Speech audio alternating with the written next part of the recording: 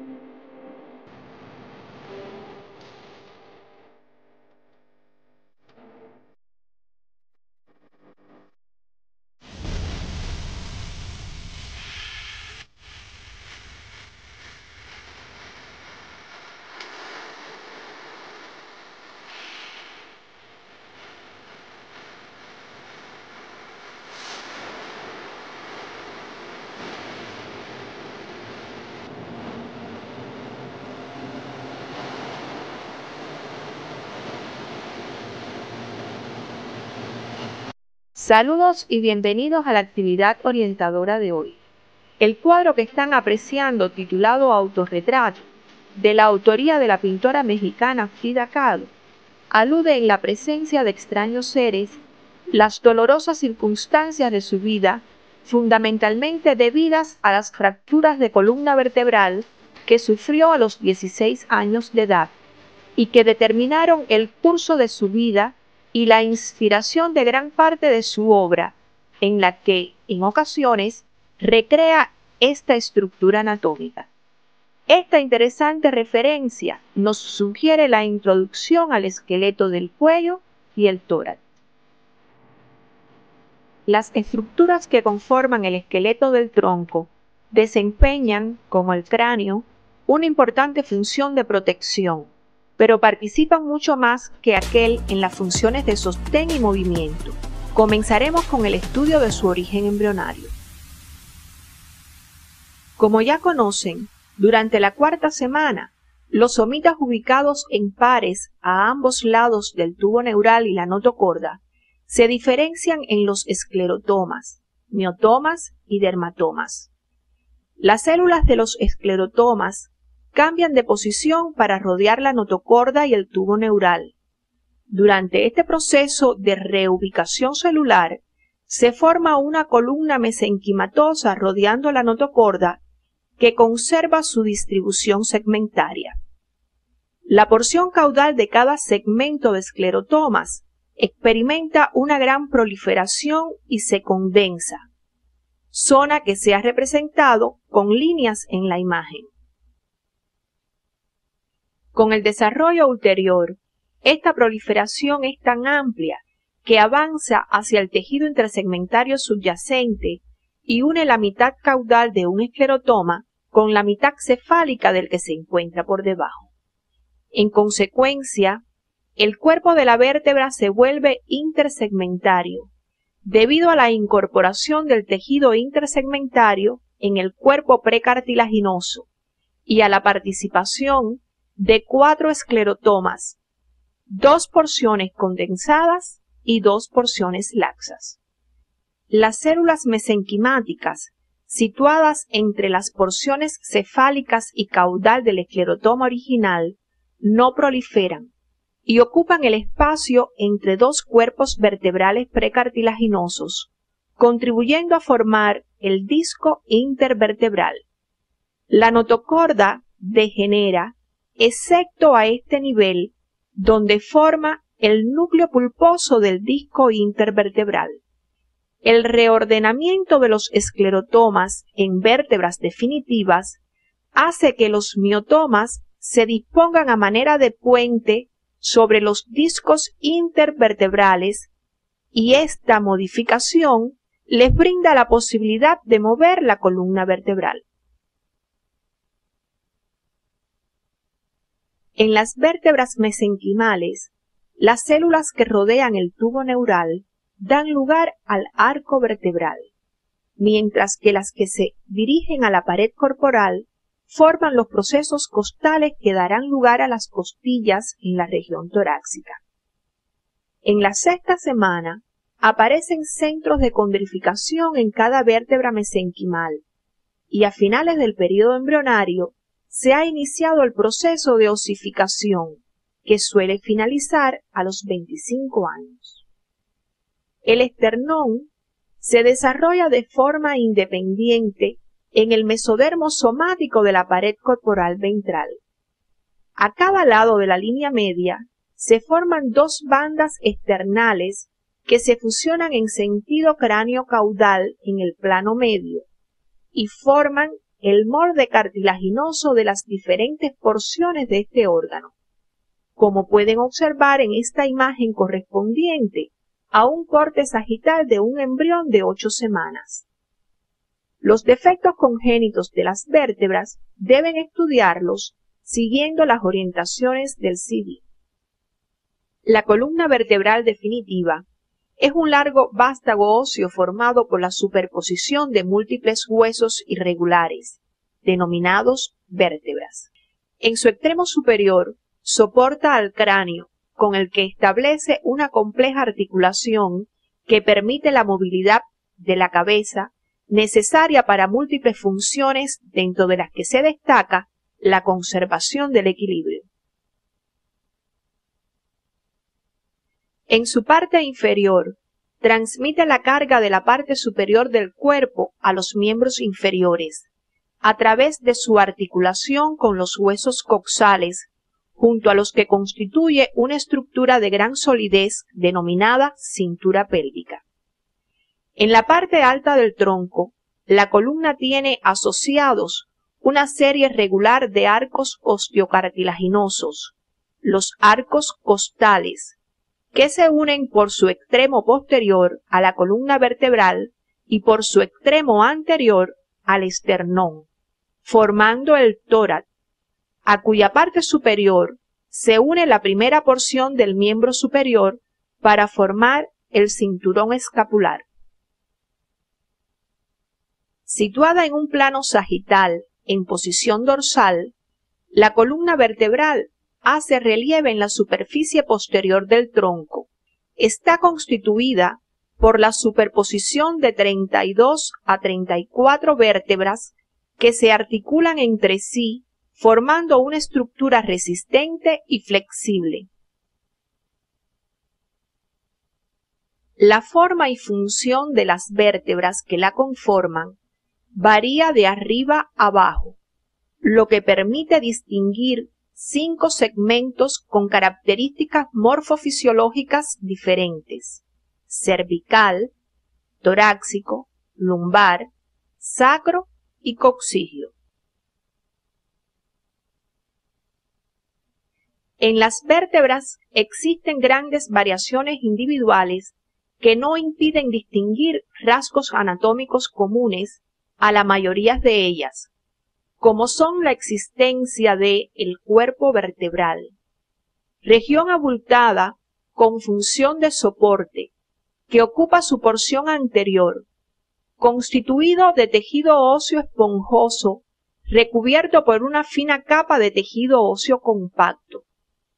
El arco vertebral, semianillo óseo que se une por sus extremos anteriores a la parte posterolateral del cuerpo y delimita por detrás de éste un amplio orificio, el agujero vertebral.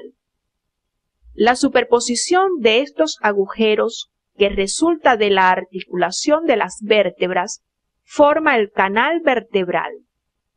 Y los procesos o apófisis, que son 7, 2 transversos, 2 articulares superiores, 2 articulares inferiores y 1 espinoso. Las características particulares de cada una de estas partes deben profundizarlas siguiendo las orientaciones del CD de la asignatura. El hecho de que la columna vertebral no realice las mismas funciones en toda su longitud explica la presencia de características morfológicas diferentes regionales. Estas dependen de diferentes factores como son el peso que soportan, que se va incrementando en sentido descendente y determina que los cuerpos vertebrales responsables de la carga del mismo vayan aumentando su volumen en esta dirección. Este incremento es real hasta llegar al sacro, donde las vértebras se fusionan y transmiten el peso a los miembros inferiores, disminuyendo bruscamente el volumen de este hueso. Otro factor que determina la existencia de diferencias regionales es la movilidad, la que es mayor en las regiones cervical y lumbar, mínima en la región torácica y prácticamente inexistente en las últimas regiones. Y el último factor es la presencia de las costillas en la región torácica, que forman parte del esqueleto del tórax y que explican la existencia en las vértebras de estas regiones de carillas articulares. Algunos autores clasifican la columna vertebral en 2 segmentos. El móvil, constituido por las regiones cervical, torácica y lumbar, y el inmóvil, formado por las regiones sacra y coxígea. Seguidamente, precisaremos las características regionales. La región cervical de la columna vertebral tiene una gran importancia, ya que sostiene el cráneo y garantiza las bases para la movilidad del mismo. Su posición, como extremo craneal de la columna, implica que soporte un menor peso, por lo que sus cuerpos son los más pequeños, pero su agujero es grande por el grosor de la médula espinal a este nivel. El proceso espinoso es el más corto de todas las vértebras y su extremo es bifurcado. Los procesos transversos son también cortos y presentan un agujero. En el estudio independiente que realizarán siguiendo las orientaciones del CD, deben tratar de responder qué funciones cumplen los agujeros de los procesos transversos en estas vértebras y por qué dichos procesos presentan en su vértice 2 tubérculos. En la región torácica es fácilmente apreciable el aumento de volumen de los cuerpos en dirección descendente, lo que obedece a que la carga a soportar por los mismos se va incrementando. Son también evidentes las carillas articulares situadas tanto en los procesos transversos como en los cuerpos vertebrales para las articulaciones con las costillas. Resumiendo, las características regionales de las vértebras torácicas son: cuerpo con tamaño intermedio entre el de las cervicales y el de las lumbares. Presencia de carillas articulares en los extremos superiores e inferiores de sus caras laterales, denominadas fositas costales, destinadas a recibir las cabezas de las costillas. Las apófisis o procesos transversos tienen una dirección posterolateral y en su extremo tienen una superficie articular en forma de fosa, la fosita costal, para su unión con el tubérculo de la costilla. Los procesos espinosos son los más largos de todas las regiones y se disponen oblicuamente hacia atrás y abajo, lo que es importante como forma de proteger los órganos y demás estructuras vitales de la cavidad torácica de una extensión excesiva que pudiera provocar su compresión.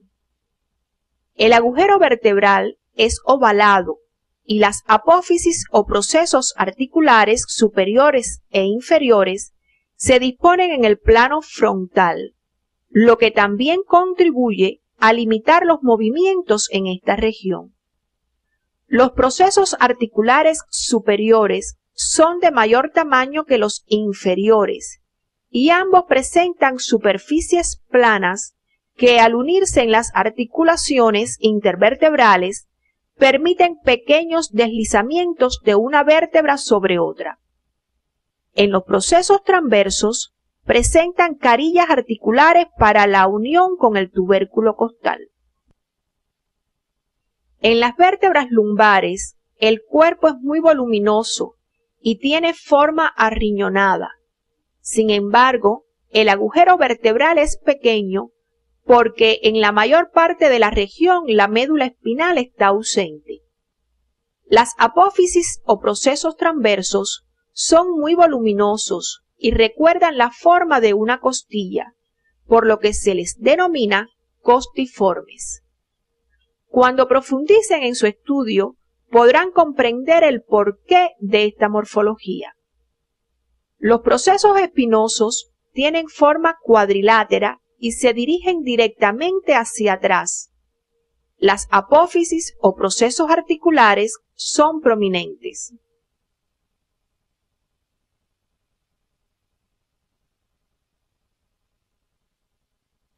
Las características regionales de las vértebras que hemos presentado hasta aquí son solo las básicas. En su estudio independiente deben completar esta información, lo que les permitirá comprender, entre otros aspectos, cómo se forman los agujeros intervertebrales o de conjunción y cuál es la importancia médica de su conservación, así como la diferencia en la forma y disposición de las apófisis o procesos articulares y las implicaciones funcionales de dichas disposiciones diferenciadas por regiones. Aunque hemos podido ver que cada región tiene características que la distinguen, en los extremos de cada una se encuentran vértebras que expresan la transición entre las regiones. Estas son denominadas vértebras atípicas. Nos referiremos seguidamente a las más representativas. El atlas es la primera vértebra cervical, por lo que es la responsable de establecer la unión entre el cráneo y la porción cervical de la columna vertebral. Si observan detenidamente su imagen, podrán apreciar que algunas de las características generales de las vértebras están ausentes en ella. Investiguen en su bibliografía cuáles son las características que distinguen a esta vértebra y a qué se deben las mismas. La segunda vértebra cervical, denominada axis, también cumple una importante misión en la unión del cráneo a la columna vertebral.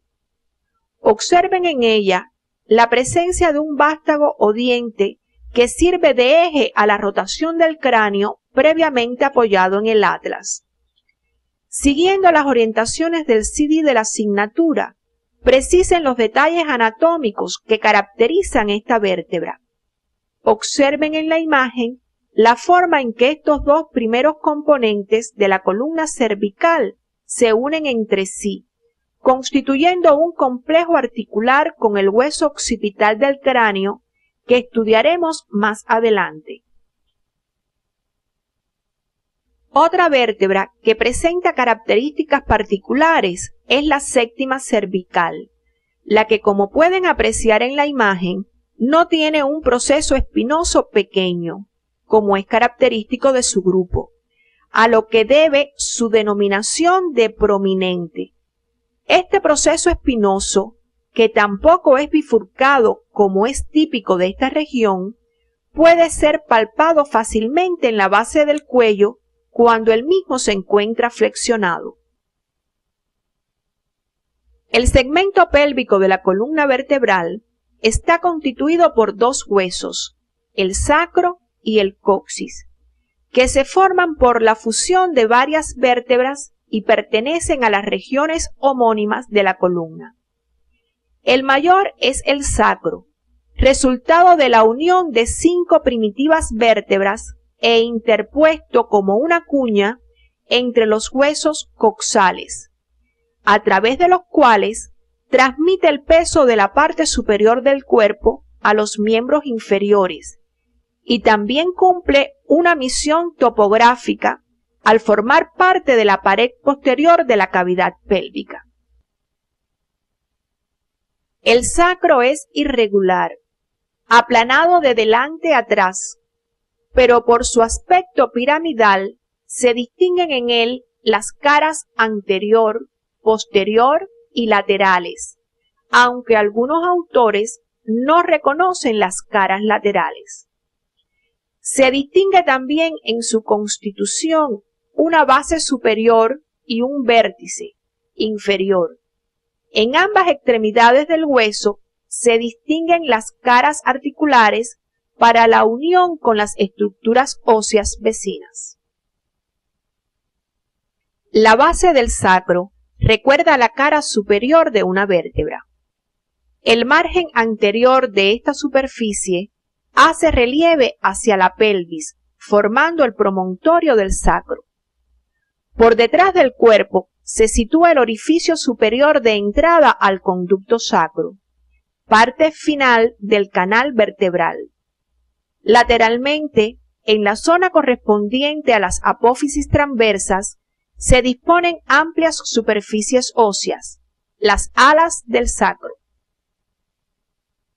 Seguramente, como buenos observadores, habrán podido apreciar que el sacro tiene muchos detalles anatómicos como agujeros, crestas, superficies articulares y tubérculos que no hemos mencionado. Estos son el resultado de la fusión de diferentes partes de las vértebras que lo conforman y serán estudiados de forma independiente. Una conducta similar seguiremos con el coxis, estructura de forma triangular remanente de la cola de los cuadrúpedos, que se articula con el vértice del sacro.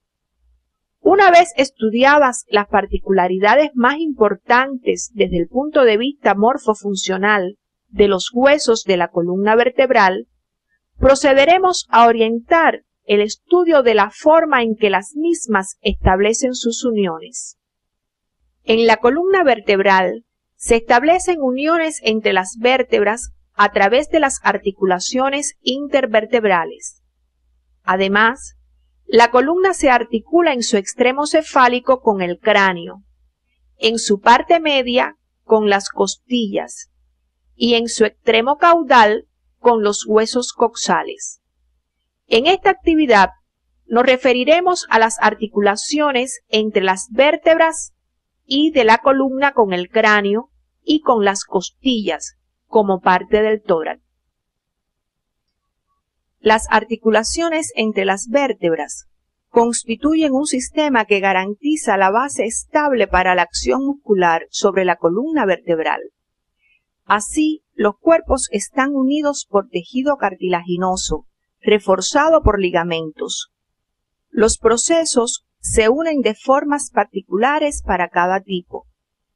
Entre los articulares se forman diartrosis, con características específicas por regiones, mientras que los procesos transversos y los espinosos están unidos por ligamentos que impiden los movimientos excesivos de lateralidad y flexión respectivamente.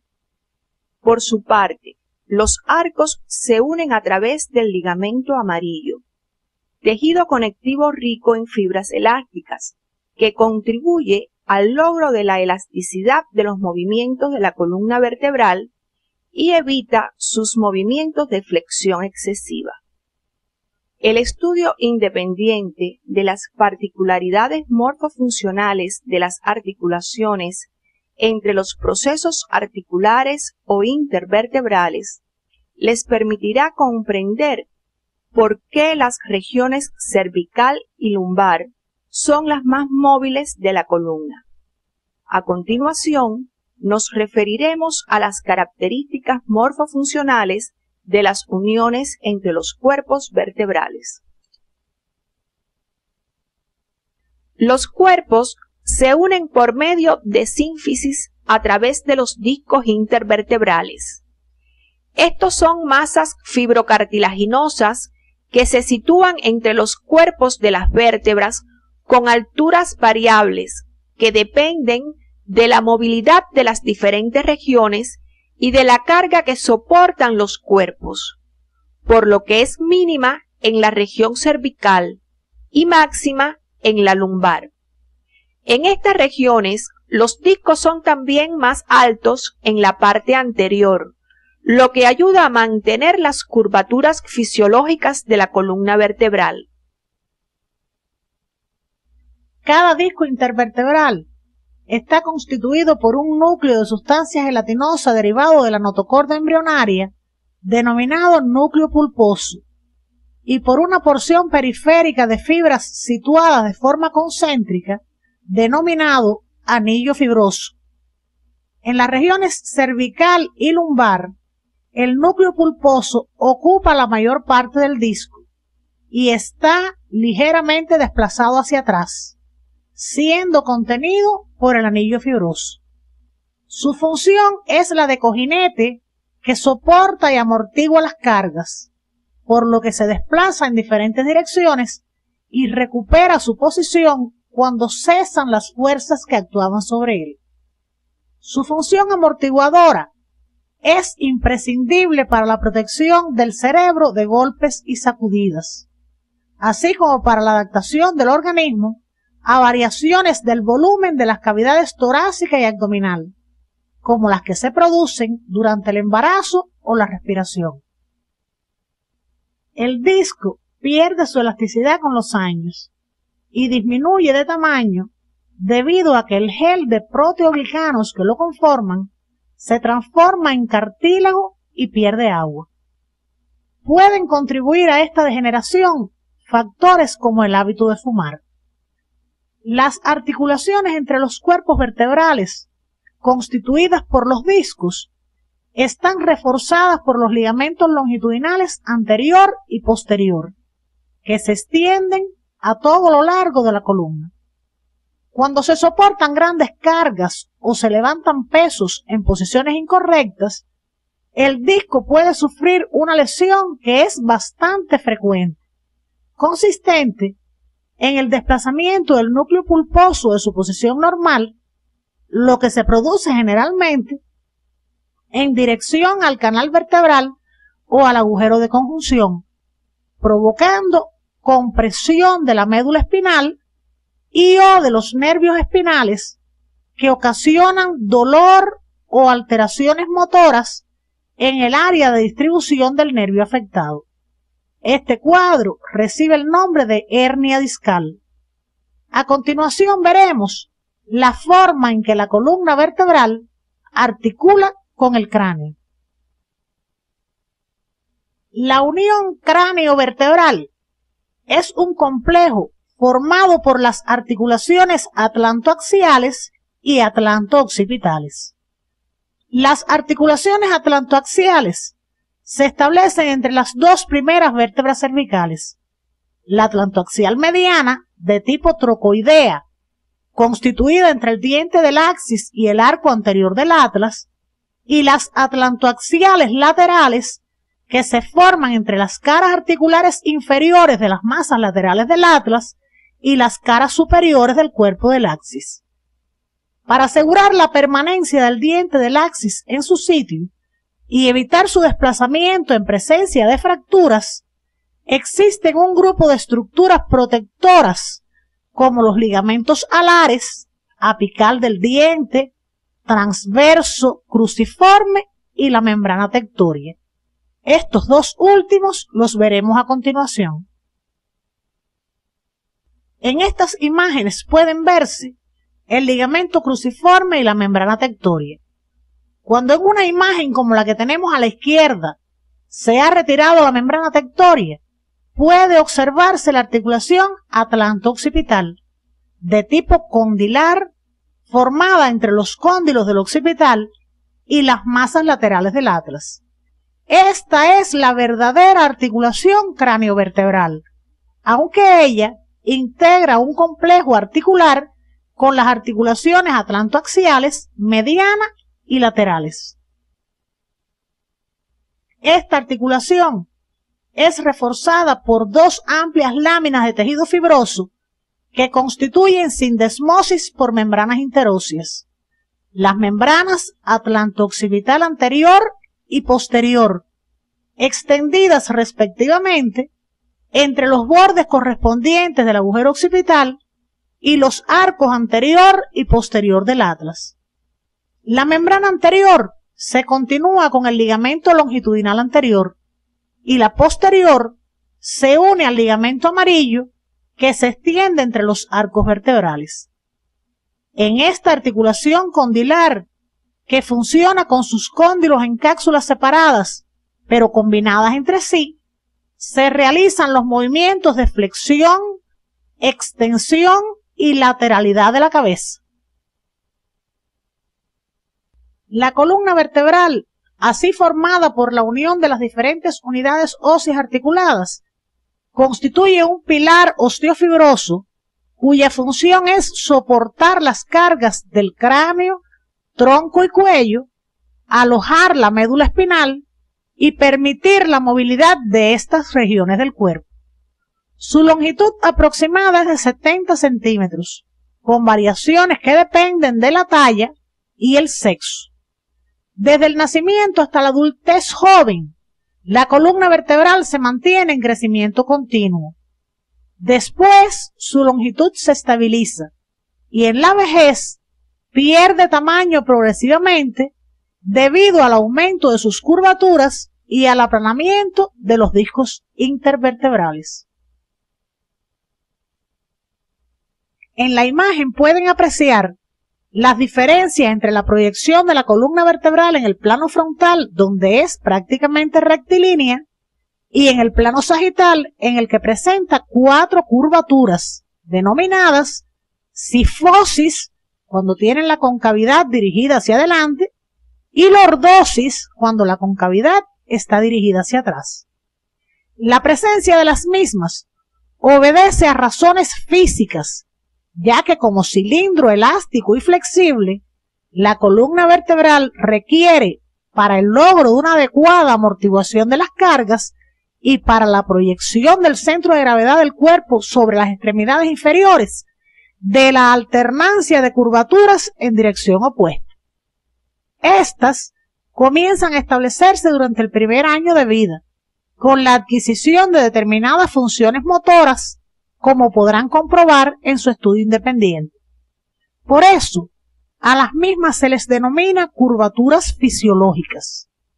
Algunos autores consideran que las cifosis son curvaturas primarias debidas a la posesión del feto intraútero.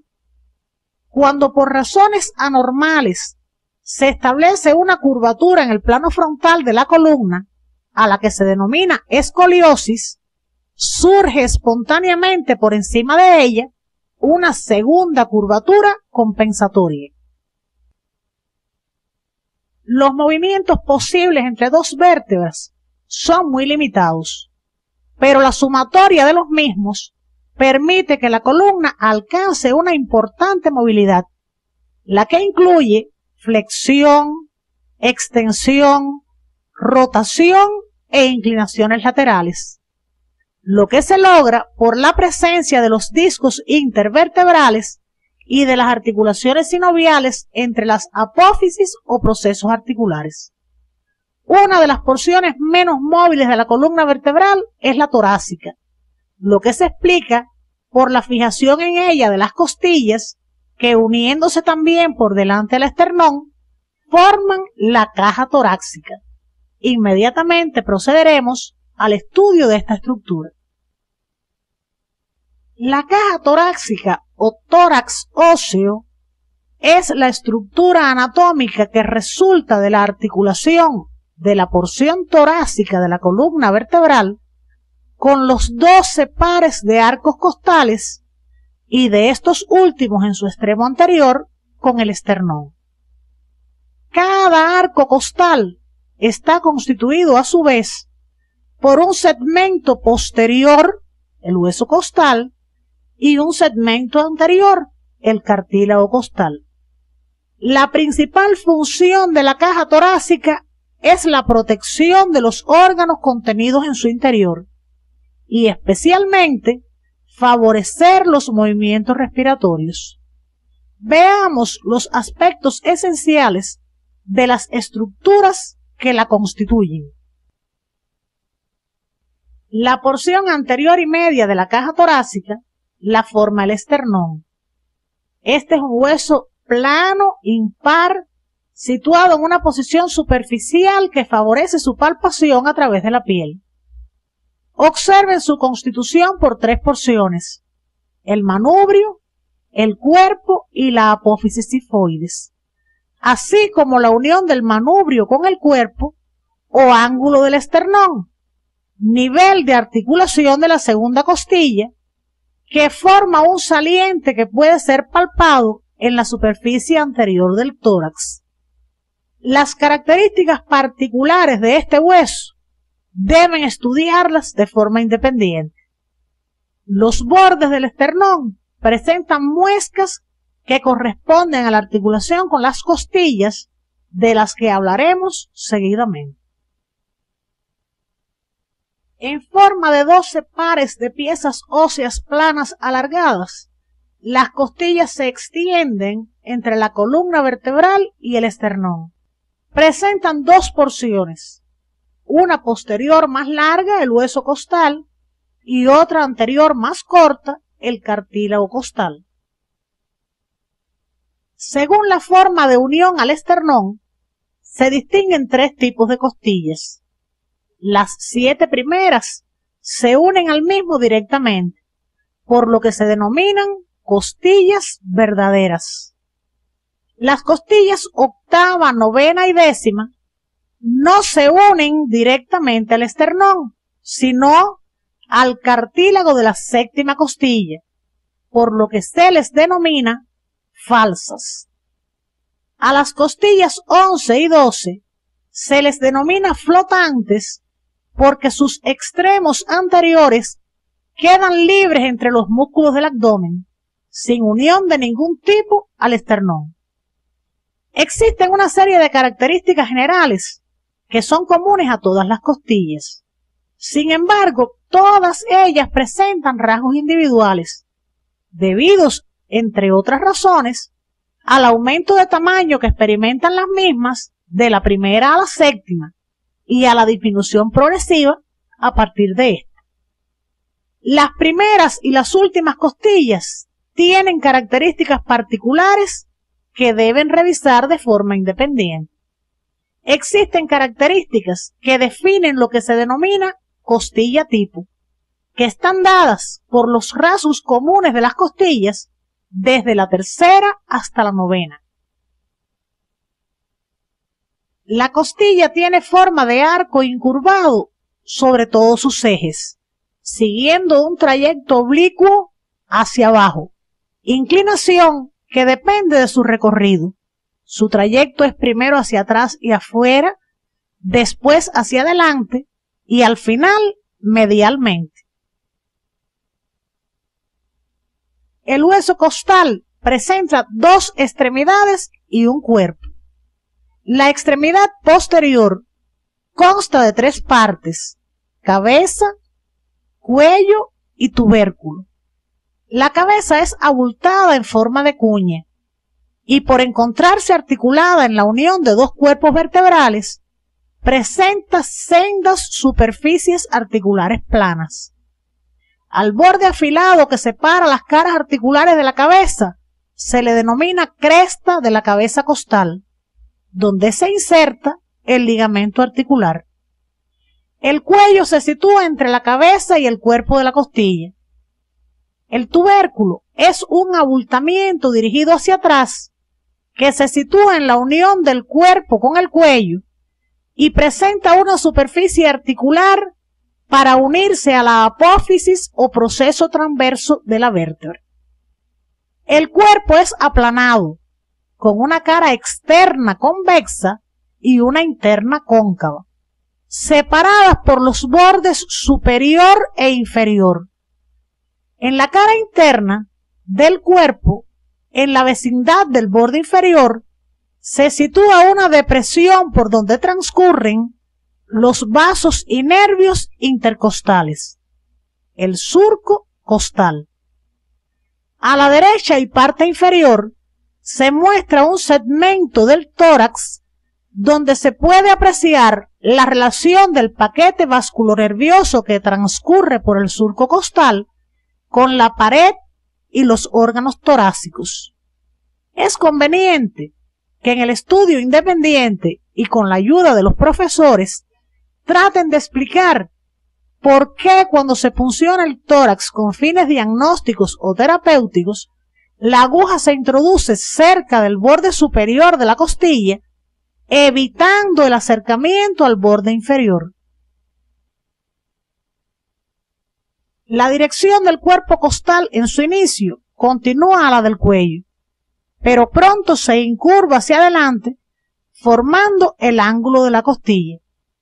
En la parte anterior, el cuerpo se incurva nuevamente para dirigirse al esternón. Este segundo cambio de dirección es menos marcado. La extremidad anterior presenta una depresión donde se articula con el cartílago costal. La imagen que están observando corresponde a una vista superior de las costillas primera y segunda. Si las comparan con la imagen y la descripción que se ha ofrecido anteriormente, podrán apreciar importantes diferencias.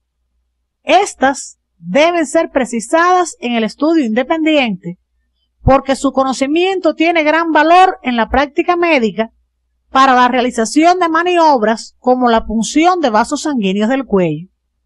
Observen que ciertos detalles han sido señalados en colores, lo que denota su importancia y la necesidad de su precisión. Una de las variaciones más frecuentes en esta porción del tórax es la presencia de una costilla cervical, que causa generalmente importantes alteraciones tanto vasculares como nerviosas a nivel del miembro superior. Solo un estudio pormenorizado de las características morfofuncionales del esqueleto del tórax les permitirá comprender y diagnosticar en el futuro cuadros como este. Uno de los aspectos más importantes del tórax son sus articulaciones. Sobre estos aspectos comentaremos a continuación. El extremo posterior de las costillas se articula con las vértebras. Cada costilla se articula de forma general con dos vértebras contiguas, ya que su cabeza se une a las fositas articulares de las porciones laterales y bordes superior e inferior de los cuerpos vertebrales, lo que permite que entre la cresta de cada cabeza costal y el anillo fibroso del disco intervertebral correspondiente se extienda un ligamento. Las costillas se articulan dos veces con cada vértebra, ya que además de las articulaciones de las cabezas costales con los cuerpos vertebrales, existen otras entre los tubérculos costales y los procesos transversos, denominadas articulaciones costo-transversarias. Ambas son sinoviales y funcionan al mismo tiempo de forma obligatoria, por lo que se clasifican como combinadas. Observen en la imagen los potentes ligamentos que refuerzan estas uniones. Ellos garantizan la estabilidad estructural, en particular durante los movimientos respiratorios de inspiración y expiración. Los extremos anteriores de las costillas se unen con el esternón para formar la pared anterior del tórax. pero esta articulación no se realiza de forma directa, sino por medio de tejido cartilaginoso. Se denominan articulaciones esternocostales, las que se establecen entre los cartílagos costales de las 7 primeras costillas y las hendiduras laterales del cuerpo del esternón. Estas articulaciones, excepto la que corresponde a la primera costilla, son sinoviales y presentan cápsula articular, ligamentos de refuerzo externos e internos y caras articulares recubiertas de cartílago hialino. La articulación externocostal de la primera costilla es una sincondrosis, porque en ella la unión se establece directamente a través de cartílago sin que existan los elementos antes referidos. La unión del extremo óseo de cada costilla al cartílago costal es cartilaginosa y se denomina articulación costocondral. Entre los cartílagos costales de las costillas octava, novena y décima existen uniones sinoviales denominadas intercondrales. Las articulaciones esternocostales disponen de ligamentos de refuerzo que pueden apreciar en la imagen, íntimamente relacionados con el periósteo del hueso. El tórax o caja torácica es la región superior del tronco situada entre el cuello y el abdomen. Su principal característica es la de poseer paredes a la vez rígidas y elásticas, que corresponden con sus funciones de protección de las vísceras contenidas en su interior y de distensión para permitir los movimientos respiratorios. En conjunto, tiene forma de cono aplanado en sentido antero-posterior y truncado en su vértice, donde presenta una apertura superior que permite el paso de estructuras anatómicas entre esta cavidad y el cuello.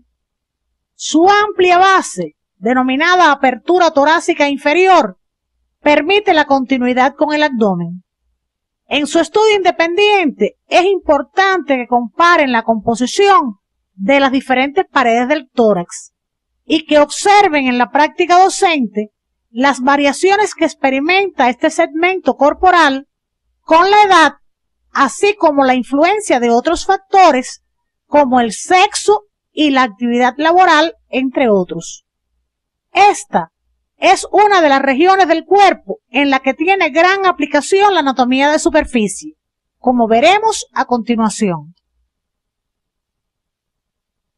El estudio de la anatomía de superficie del tórax óseo en el individuo vivo permite el reconocimiento de estructuras de gran valor en el examen físico de individuos sanos y enfermos.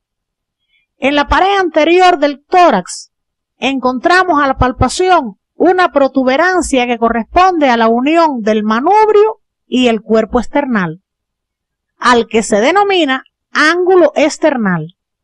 Lateral a él se encuentra el cartílago de la segunda costilla, por lo que su localización es un paso importante en el propósito de contar las costillas.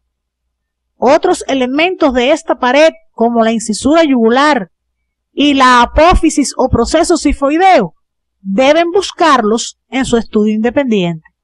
Revisen lo que orienta su CD sobre la consolidación práctica de estos contenidos. En la superficie posterior del tórax tiene mucho valor la observación y palpación del relieve que hacen los procesos espinosos de las vértebras torácicas. Si tomamos como referencia la prominencia que hace en la base del cuello el proceso espinoso de la séptima vértebra cervical, que por ser más prominente que el resto puede ser reconocida, entonces podremos contar las vértebras en sentido descendente. Deben revisar de forma independiente la anatomía de superficie de la columna vertebral, ya que a veces una buena inspección es suficiente para diagnosticar una escoliosis u otra alteración. La columna vertebral y el tórax óseo pueden ser estudiados en el hombre vivo por medio de técnicas imagenológicas. Las radiografías simples de tórax como la que aprecian en la imagen, nos permite evaluar la disposición de las costillas. Es importante que, habiendo estudiado el trayecto de las mismas, identifiquen cuáles de los segmentos de cintas radiopacas corresponden a las partes posterior y anterior de las costillas. Observen en la imagen la silueta de la apertura torácica superior. La imagen que se presenta muestra una radiografía de la columna lumbosacra, donde se identifican con claridad el contorno de los cuerpos vertebrales, los procesos transversos y la sección de corte de los espinosos, entre otras imágenes que irán aprendiendo a identificar en la práctica docente y el estudio independiente con la galería de imágenes. Es también apreciable el contorno del hueso sacro. Después de haber estudiado las características de la columna vertebral y el tórax óseo, arribamos a las siguientes conclusiones. La columna vertebral constituye un sistema formado por un conjunto de elementos derivados mayoritariamente del mesodermo paraxil que, a pesar de presentar regularidades, responden a las necesidades funcionales particulares de cada región. La gran variedad de articulaciones de la columna vertebral permite que la misma funcione como un sistema elástico que garantiza la estabilidad general del cuerpo durante la mecánica animal, además de la flexibilidad necesaria para la realización de las funciones orgánicas. Los componentes rígidos y articulares del tórax óseo constituyen una unidad morfofuncional que armoniza la rigidez necesaria para la protección de órganos vitales contenidos en su interior con la imprescindible función de fuelle que permite los movimientos respiratorios. El presente cuadro, correspondiente a la vasta obra del pintor mexicano Diego Rivera, uno de los más connotados pintores de nuestro continente y compañero en la vida de la autora del cuadro que presentamos al inicio, recrea pasajes de nuestras raíces aborígenes. Observen cómo en las figuras humanas representadas están magistralmente tratados los movimientos esqueléticos no sólo de la columna vertebral, sino también de los miembros que serán el motivo de nuestra próxima actividad.